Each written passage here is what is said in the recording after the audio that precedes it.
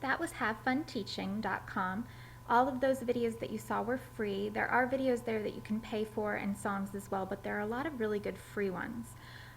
What that helps with is students with disabilities need both the auditory, the visual, the kinesthetic, the movement. They need to hear it and see it. The amount of times that they said the word said, or the amount of times that they will say what volume is just enough for them to capture that. It drives you nuts after a while as a teacher if you watch it too many times, but really it's the exact amount that kids need to capture that new knowledge. So those are great sites for making sure you're getting all of the repetition needed to capture new knowledge. So I also wanted to make sure you remembered that what works for some students with a specific disability does not always work for everyone with that disability. We are all individuals, and so we have to make sure that even though best practice or research says this may work really well, that obviously for students with learning disabilities, repetition and visuals and movement work really well. If you then get a student who has autism and a learning disability, too much music could cause detrimental effects. So you want to make sure you're looking at the individual. But right now, initial research in the area of augmentative and alternative communications, they're called AAC devices, shows that assistive technology with static visual graphic systems is actually more effective for those with autism, whereas other users really might benefit from the speech generating devices. So again, pictures tend to be, the picture systems that have the pictures and the graphics tend to be more effective with students on the autism spectrum. Most students with learning disabilities need that visible, systematic, and explicit instruction.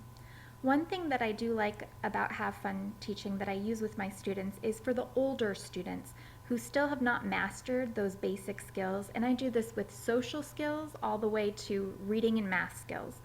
If you need to find a way for them to master the basic skills, often one way to do that without hurting their own self-esteem is to have them create a video to teach one of the younger classes that skill. So I would really like you guys, just like the boys in the video did, to teach our second grade about what a verb is or what past present tense is. And they can really start to go all at it. And while they're in the process of coming up with this creative presentation for the first, second, or third graders, they in turn learn what you're having them present. So a good way to kind of get that push in there too. But again, all students with learning disabilities, they do need that explicit instruction, and it needs to be visible and systematic. So apps, iPhones, applications, really what that's saying is that iSigns, which allows for communication between deaf students and others who do not know how to sign, it's an amazing device. You have to check it out, iSigns. The Picture Scheduler, which helps students with autism create and organize personal tasks in visual schedules.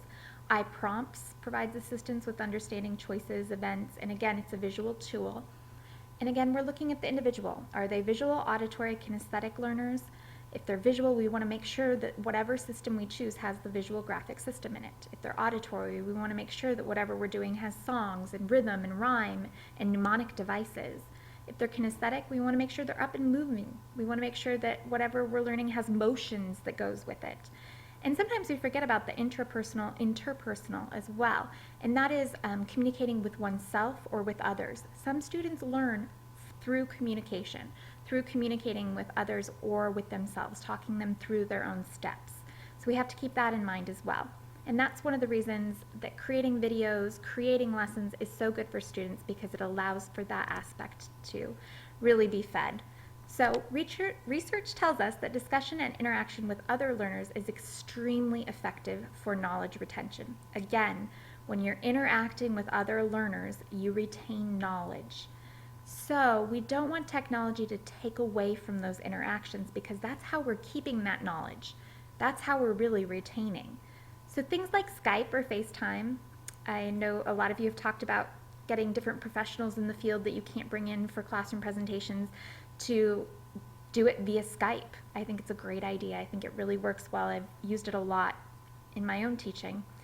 FaceTime Kid Blog is a safe and secure blog where students can really share their ideas, but you have control over what's eventually published, which I like.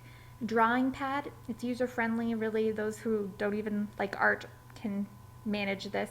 And then you get to share this media through email or other social programs. It's a really neat one as well. But remember, one thing that I learned from someone who did the iPad initiative for the very first year for their whole school, after the initiative was over and everybody had a one-to-one iPad, she said, you know what, I really wish that we had bought one iPad for every 2 kids, because I feel like this year we lost that communication piece. That's extremely important knowledge for that school district to hear. You cannot lose the communication piece. That's how knowledge is retained. Research has proven that. So make sure they're using that technology to really retain information and to communicate what they've learned. The other thing we have to keep in mind with all of this is transferring skills. Students do not automatically transfer literacy skills they can demonstrate on a technology-based application to performance without the application. What that means is you may have taught a student how to read certain sight words on the iPad or on a laptop. That does not mean that they will then be able to read those same sight words when you give them a book. We have to make sure that they have the ability to transfer skills. We've found this a lot with social programming, where students with autism have watched social videos. They're great, informative, but sometimes they can't transfer that skill into the situation. So technology is helpful in allowing them to watch these videos and see these videos, but we have to help them to transition that learning into the classroom. So learning and practicing skills on a computer or other electronic device does offer an opportunity for transfer of what has been learned in more traditional modes of instruction in a classroom. What Smith and Okola are saying in this article was that learning really has to take place first through those mini lessons, that explicit instruction, that teaching. You can use the videos, you can use other things to pull in, but you can't let it teach your child. You really have to teach that child and let it reinforce, let it help you to enhance that instruction. But make sure you're not taking out the instruction in replacement of technology. You're going to be doing assignment 7 coming up, and I wanted to give you an example of what that looks like, because I always think people need to see kind of what you expect. And this is just one of many expectations. You can make this project your own, but this is an example of assignment 7, where you choose and you state what assistive technology is. You can write that in your own words. You can use research and cite it.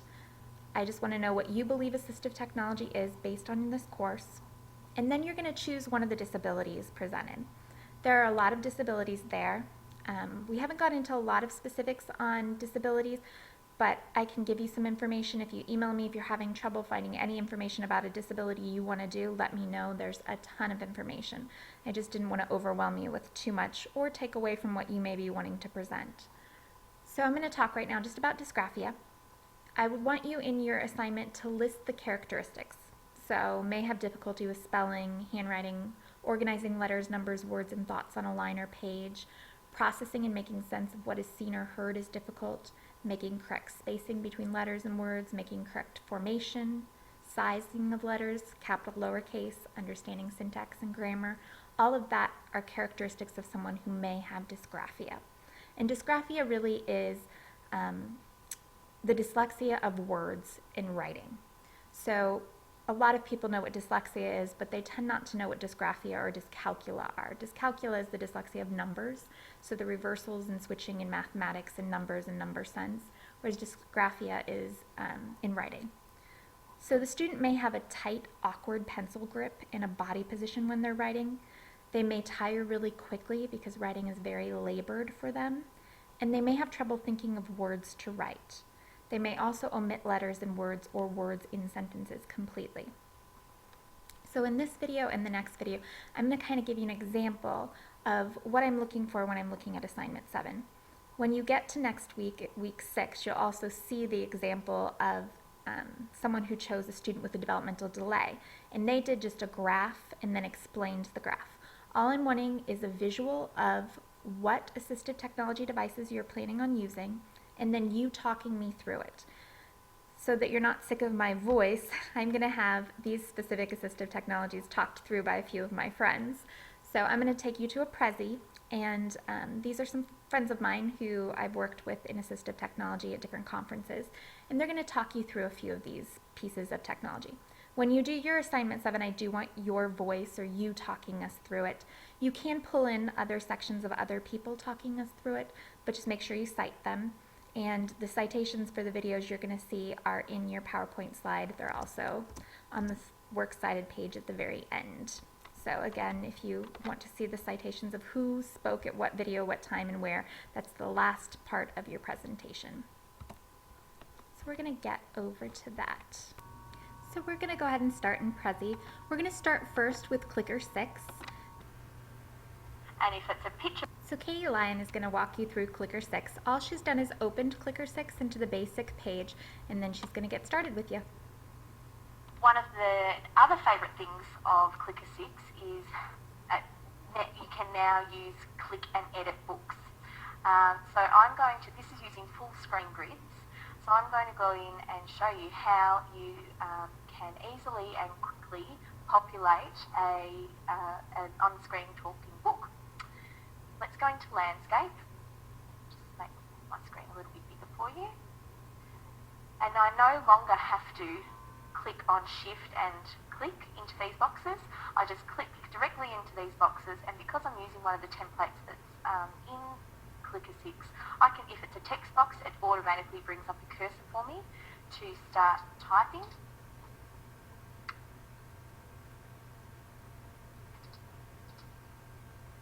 And if it's a picture box, you'll see that when I click on it, it takes me straight into the options with how I can insert pictures. So what you'll also notice, and this is another of my favourite things with Clicker 6, is that you can choose to insert a picture, and the picture library has been increased to include a lot more pictures and a lot more vocabulary. You can also choose to insert a photo. So you can imagine a lot of people that we work with who really need photos to be able to make sense of what they're reading and to be able to motivate them to be interested in the book. So, for example, I can go and take a photo of me and put it into my book, or I can click on this paint a picture, and you'll notice that when I click on paint a picture, it takes me straight into Clicker Paint. So one thing that I will say about Clicker 6 is that it does include Clicker Paint. It's a package of Clicker 6 and Clicker Paint all together. They're no longer separate programs. So it's fabulous in terms of being able to create your own artwork. For example, I'm just doing a picture of my new house. To here. Picture of my new house.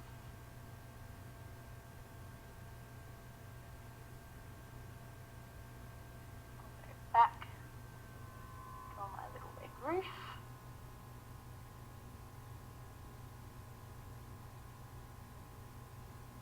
Looks a bit like a face.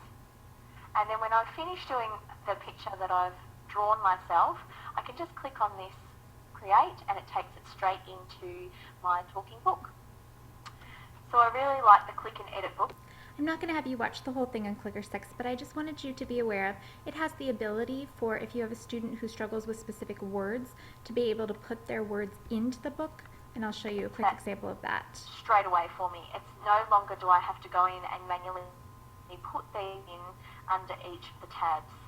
That wizard has done it all for me. So they can go to A, B, C, whatever letter of the alphabet, and they have their own little dictionary here. There are wizards for Clicker documents. So as I'm showing here, where you've got there's a grid down the bottom, and it goes straight into a document, which you can then choose to save or print, whatever you like. So you can start typing also, here. There are wizards. You can start typing here and add in whatever. Say I'm looking for the monkey or whatever, I'd go to the M's and they'd be available in any Word document or any document. Since we're running out of time, that's all I'm going to kind of show you on Clicker 6. It is a helpful tool for the writing process, and it also reads aloud whatever you wrote. So even if I wrote in a document with these words, it would then read it back to me. Or I could create a book and have it read it back to me. So really good for struggling writers.